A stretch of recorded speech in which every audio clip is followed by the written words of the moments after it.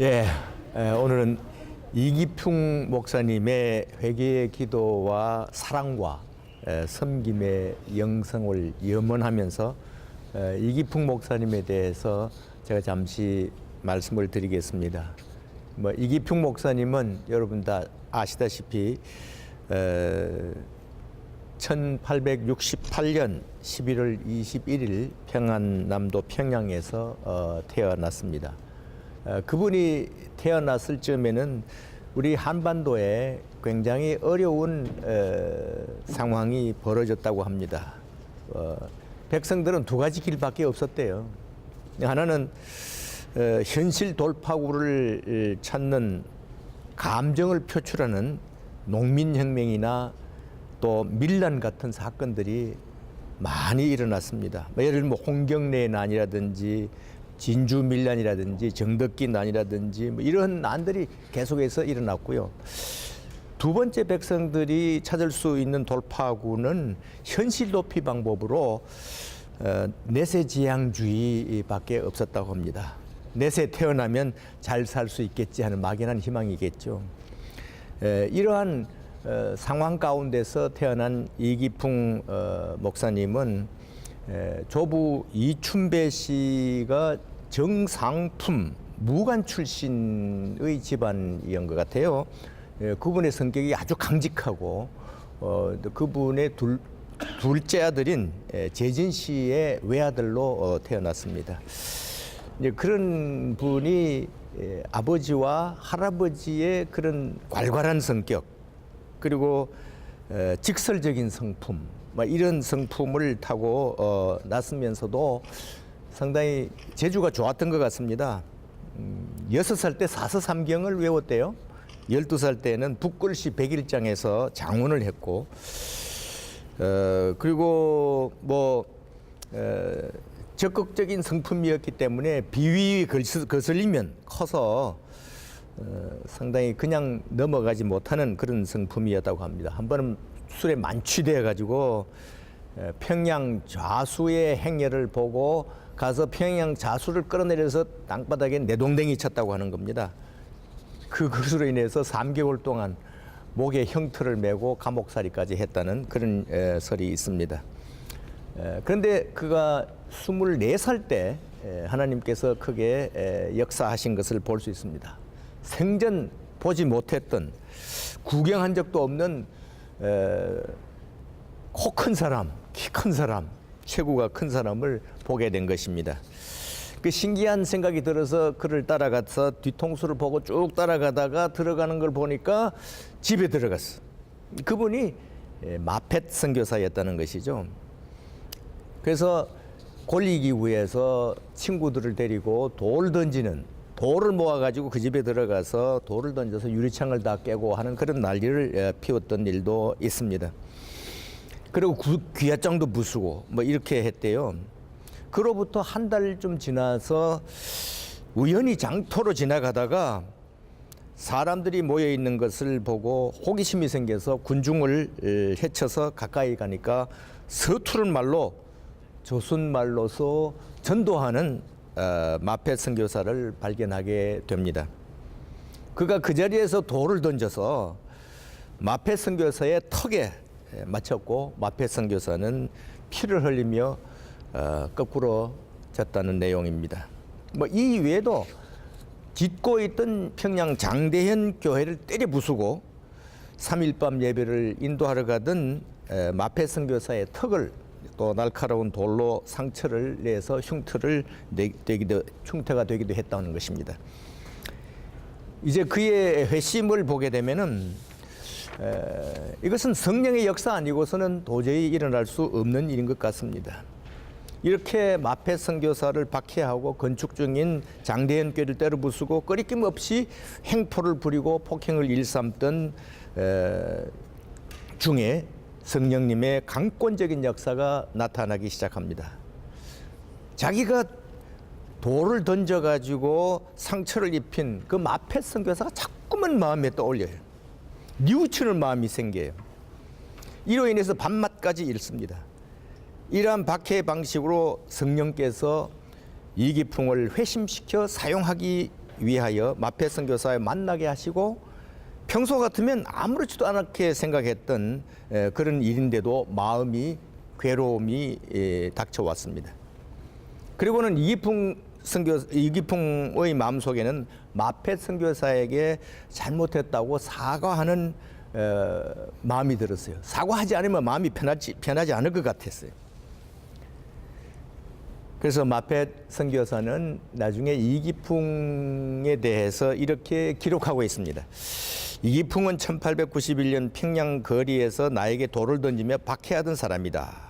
그는 그때의 영문의 아전이었는데 원산으로 이사가서 그곳에서 회개하고 1896년 세례를 받았다. 그는 예수를 믿은 후 수알론 목사의 밥 짓는 사람이 되어 그와 함께 지방으로 순회하고 열심을 다하여 전도했다. 이렇게 기록하고 있습니다. 이기풍 목사님이 예수를 믿게 된 직접적 동기는 저는 성령님의 역사였다고 생각합니다. 왜냐하면 성령께서 그를 마페 선교사를 만나게 했고 어떤 방식이든지 거리에서 복음의 말씀을 비록 흘려듣긴 했지만은 폭행에 대한 양심의 가책을 주셨기 때문이에요. 비록 원산에 이사를 갔어도 성령께서 수알론 선교사를 만나게 해주셨다는 것은 결코 우연한 일이 아니라고 생각합니다. 그래서 그의 딸 이사레에 의하면 많은 기록들이 있습니다. 이런 체험을 기록하고 있어요. 갑자기 방안이 환해지더니 머리에 가시관을 쓴 분이 나타났습니다. 너무나도 눈이 부셔서 쳐다볼 수가 없었다. 기풍아, 기풍아, 왜 네가 나를 핍박하느냐? 너는 나의 증인이 될 사람이다. 놀라서 깨어보니 꿈이었다는 것이죠. 온몸은 땀으로 흠뻑 젖었고 아버지는 그 자리에서 엎드렸다. 생전 눈물을 흘릴 줄 모르는 아버지의 눈에서 회개의 눈물이 콧물과 뒤범벅이 되어 한없이 흘러내렸다. 과거에 지은 수많은 죄가 꼬리에 꼬리를 물고 생각이 나서 아무리 가슴을 치고 머리카락을 쥐어 뜯으면서 통곡을 해도 이 죄는 누구에게도 사함을 받을 길이 없을 것이다. 이렇게 기록하고 있습니다. 또한 이기풍 목사님이 마페 선교사에게 행한 폭행에 대하여 뉘우치는 마음을 성령께서 주셨어요. 이제는 그의 죄를 깨닫게 하시고 자기가 큰 죄인임을 깨닫게 해주셨습니다. 이기풍 목사님은 자기도 모르게 회개의 눈물을 흘리기 시작합니다. 울고 또 울어도 답답한 심정이 가시지 않습니다.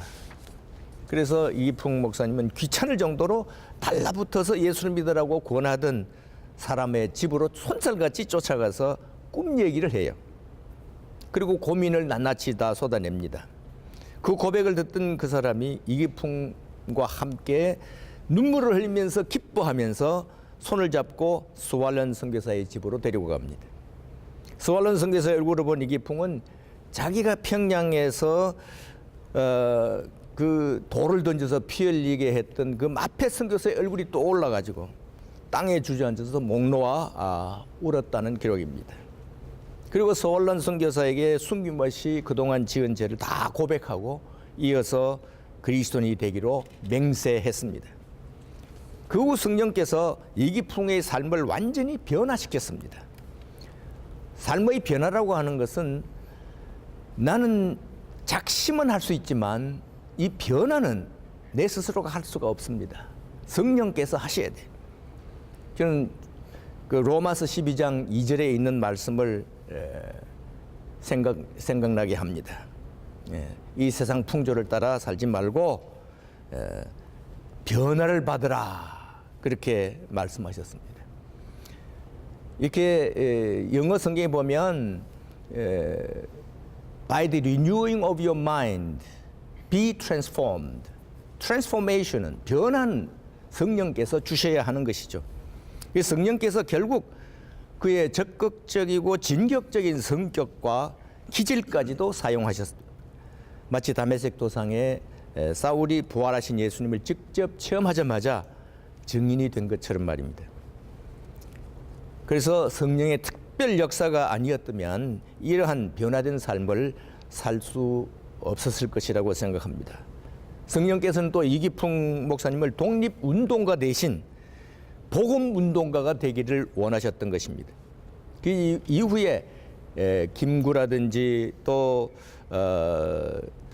다른 분을 안창호와 같은 사람을 만나가지고 또 같은 기독교인이었기 때문에 이 독립운동을 하다가 결국 상해로 가려고 하는 그 사람들하고 같이 가다가 몸이 너무 아파가지고 고통이 왔기 때문에 어쩔 수 없이 그는 상해로 가지 못하고 결국 뒤에 인천항구로 다시 돌아오게 됩니다.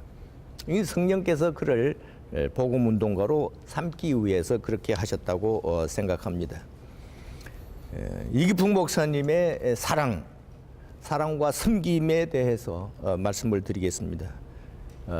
이기풍 목사님은 사랑은 그가 먼저 하나님을 사랑했기 때문이 아니라 하나님이 먼저 그를 사랑했기 때문이라고 생각합니다.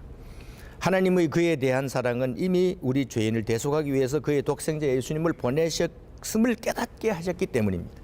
이기풍 목사님은 이 하나님의 사랑을 진실로 깨닫고 감격의 눈물을 흘리고 또 흘렸을 것이라고 생각을 해요. 이 한없는 하나님의 사랑이 그를 회개로 인도했고 예수를 믿어서 하나님의 자녀의 권세를 주셨다고 하는 것을 그가 확신했고 전도자가 되게 하셨고 목사님이 되게 하셨고 선교사가 되게 하셨고 그의 삶 전체를 주님을 향하여 섬기는 삶을 살게 하셨던 것입니다. 얼마나 감사했을까요?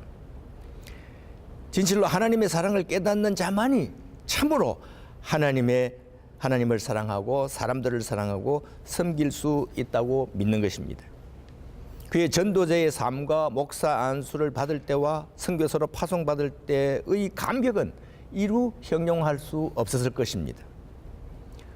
제 스스로도 제가 공군 생활 8년 3개월, 고등학교 교편 10년 하고 총신에 가서 이제 목사 안수를 받고 선교사로 파송받을 때 그 감격과 그 눈물은 지금도 잊을 수가 없습니다.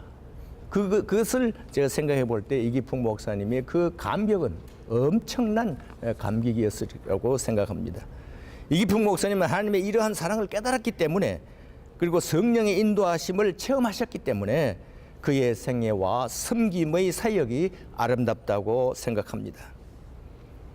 그래서 그가 돌아와서 이제 성령의 인도하심을 따라서 직접적인 독립운동은 하지 않았지만은 이제는 복음운동을 힘있게 전개했습니다. 그리고 이기풍 목사님의 제주도 선교사로서의 섬김의 영성을 생각해 보겠습니다. 이기풍 목사님은 1908년 2월경에 제주도 도착해서 1915년까지 약 17년간 제주도 선교 사역을 하셨습니다. 제주로 떠나기 전에 이기풍 목사님의 부부는 많은 기도와 준비를 했답니다.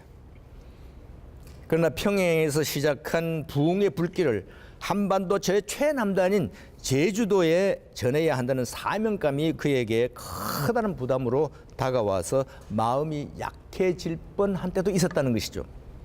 그때에 사모님이 이렇게 말합니다. 우리가 안 가면 누가 불쌍한 영혼을 구하겠어요. 두 말 말고 속히 떠납시다. 이 말에 용기를 얻어서 다시 떠나갑니다. 결국 목포까지 간신히 도착하고 난 뒤에 사모님을 목포에 남겨두고 혼자서 이제 먼저 인천을 향해 떠납니다. 근데 결국 인천에서 목포에서 떠나서 제주도를 향했는데 제주도에 당도할 수가 없었지요. 그래서 결국은 제주도 부근에서 난파돼서 탔던 사람들은 다 익사하고 혼자서만 헤엄쳐서 나옵니다. 그래서 그곳 추자도에 도착해가지고 거기서 이제 얼마쯤 있다가 목숨을 건지고 배를 얻어 타고 제주도에 도착했습니다. 며칠을 굶어서 기진맥진해서 쓰러져 있는 것을 어떤 해녀가 발견해서 두 사람의 장정을 시켜서 집에 옮겨가지고 그를 돌봐주는데 바로 그 해녀가 첫 번째 제주도에서 크리스천이 되었다고 하는 것입니다. 이런 것이 다 성령님의 역사가 아니겠습니까? 그가 제주도에 도착을 해서 여러 가지 문화적 상황을 다 살펴보고 그리고 그가 네비우스 선교 정책을 쓰면서 그가 6가지 형태로 선교한 것을 볼 수 있습니다. 첫째는 이기풍 선교사는 인간관계를 중요시해서 그들의 필요를 felt need인 그들의 필요를 채우는 섬김의 사역을 통해서 그들에게 진정한 필요인 예수 그리스도의 복음을 real need가 된 예수 그리스도의 복음을 제시했습니다. 그는 농번기에는 항상 그들의 농촌의 일을 도왔어요. 제주도에는 여자들은 바다에 물질을 하므로 밭일은 남자의 몫인데 일손이 항상 모자라요. 그러니 그분은 항상 노동으로 그들을 섬겼습니다.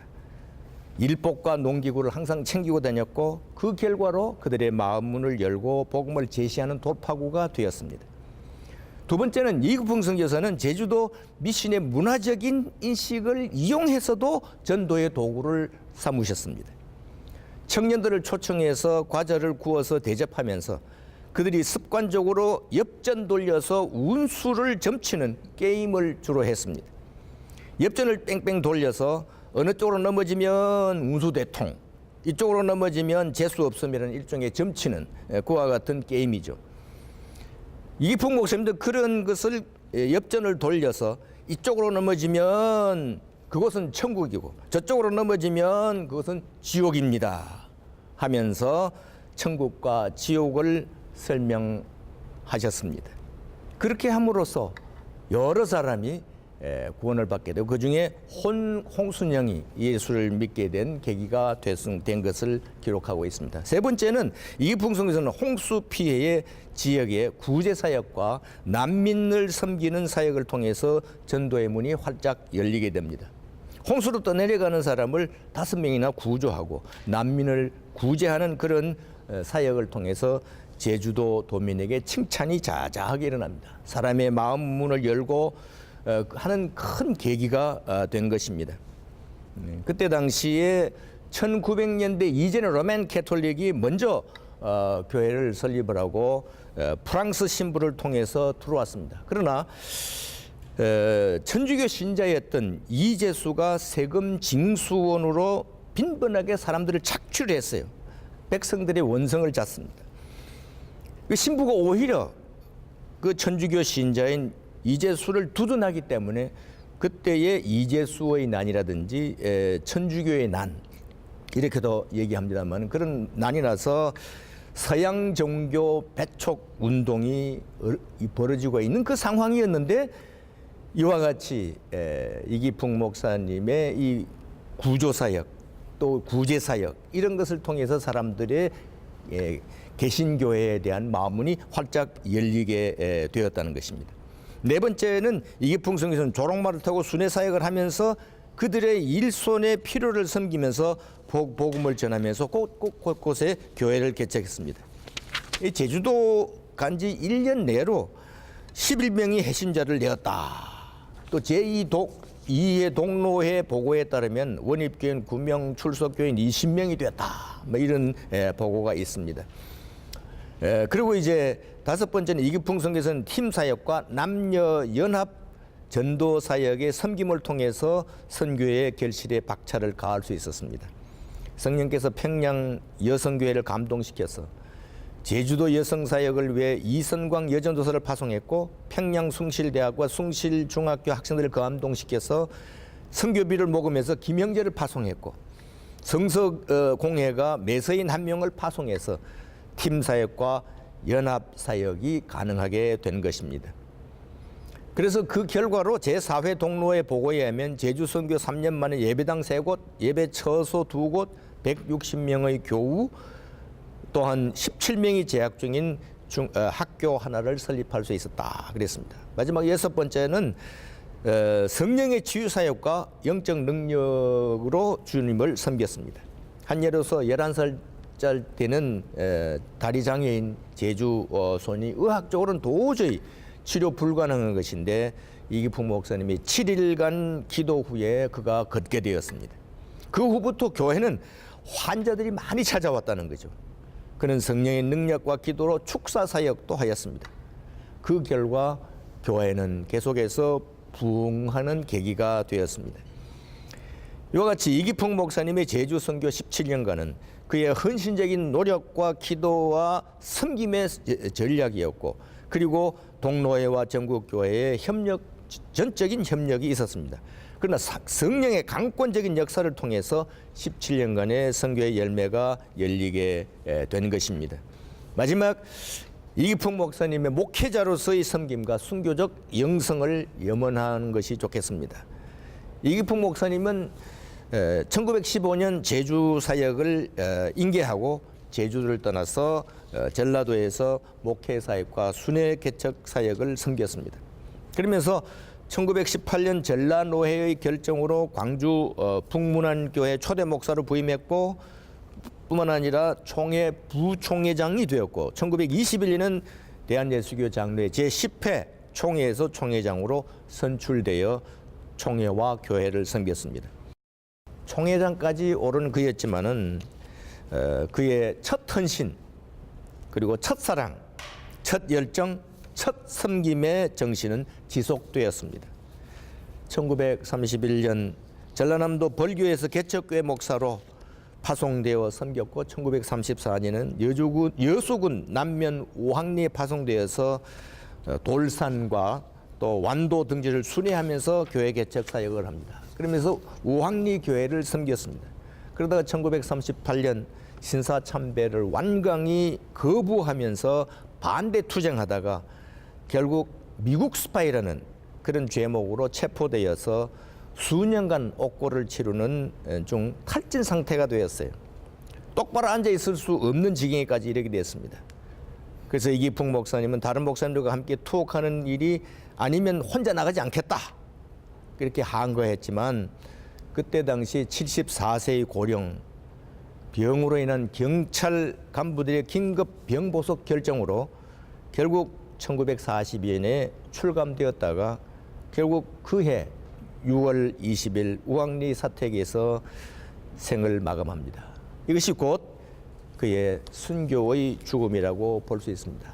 결론적으로 우리는 이기풍 목사님의 회개의 기도와 사랑과 순교하까지 믿음을 지키고 주님을 섬긴 높은 영성을 닮으려고 염원하는 것입니다. 우리 한국교회는 이 시점에서 성령께서 에베소 교회를 향한 책망의 말씀에 귀를 기울여 들어야 할 것입니다. 그러나 너를 책망할 것이 있나니 너의 처음 사랑을 버렸노라. 그러므로 어디서 떨어졌는지를 생각하고 회개하여 처음 행위를 가지라. 만일 그리하지 아니하고 회개하지 아니하면 내가 네게 가서 네 촛대를 그 자리에서 옮기리라. 그리고 성령께서 서머나 교회에 말씀하신 명령을 지켜야 할 것입니다. 네가 죽도록 충성하라. 그리하면 내가 생명의 멸류관을 주리라. 오늘 계시록의 말씀을 생명 다하기까지 지킨 이기풍 목사님의 첫 헌신, 첫 사랑, 첫 섬김의 열정을 되찾아 회개와 영생의 영성과 기도의 영성과 사랑의 영성과 섬김의 영성을 행함으로 순종하는 저희가 되어야 되겠습니다. 감사합니다.